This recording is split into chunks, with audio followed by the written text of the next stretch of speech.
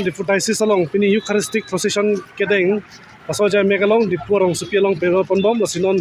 nang tum katok aweta labang so news penang lang mereka Katolik ikroyara tum dong metang ke Paris pen metang mission center pen wangsi dak Diphu rong supialong cathedral Paris pen Diocese hempi longan wangsi dong Katolik ikroyara tum metang ke ikroyara ke kroy ke cepak lang pen Eucharistic kang therapan amana pengi pia jing toy jing ni non pedo pondom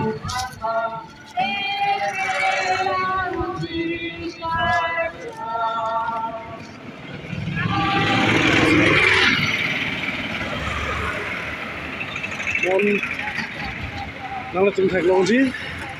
ada Diphu arong sopi along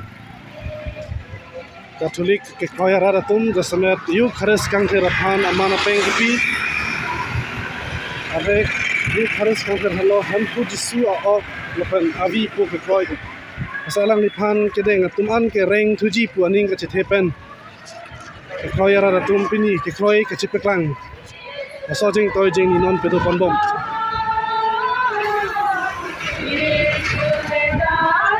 ala karbi jade kaprek akhai kusamet Katolik amondri long ke do tum adivasi akhai karbi garo mar diwa hasi aso se kaprek garo akhai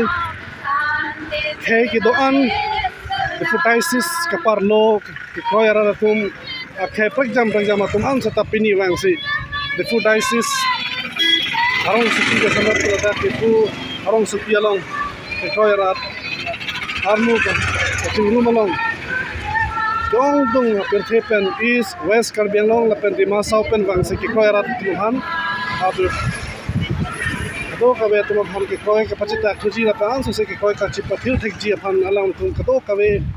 nilip ni hang pan wang patsi pini procession kedeng aja mek teman pon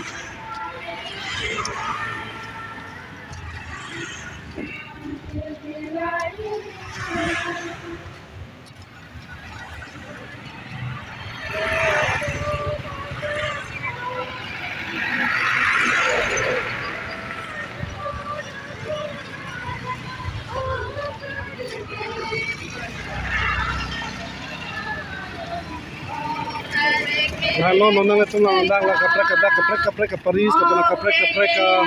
mission center pun bang sepini ke jing yalong kacepate dun hang tum thek dun long ko bang tum ke chotola bang long pen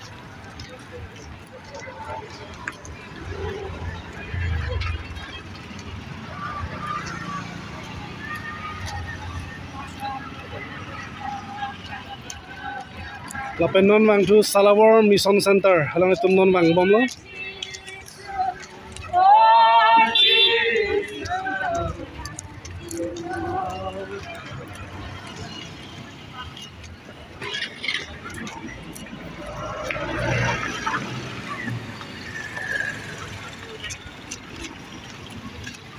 Salawar Mission Center pen napi Pailamati Paris nang dun bom Tunit liar nam ha.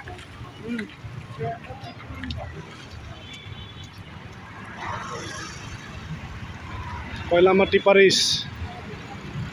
Annual Eucharistic Procession 2024 dak Diphu rong sepialong ke peman penalong Pailamati hawar pen nang citong dun ke kroyara datum